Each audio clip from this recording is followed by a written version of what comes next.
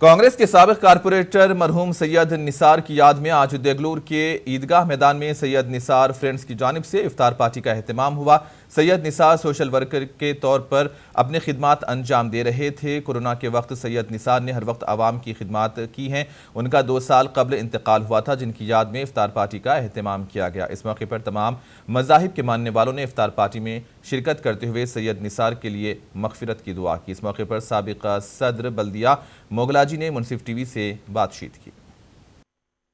आज निसार भाई का याद आज हमारे को बहुत आज इतने लोग जो हर समाज के हर पक्ष के लोग यहाँ जो आए, उनका निसार भाई का मोहब्बत,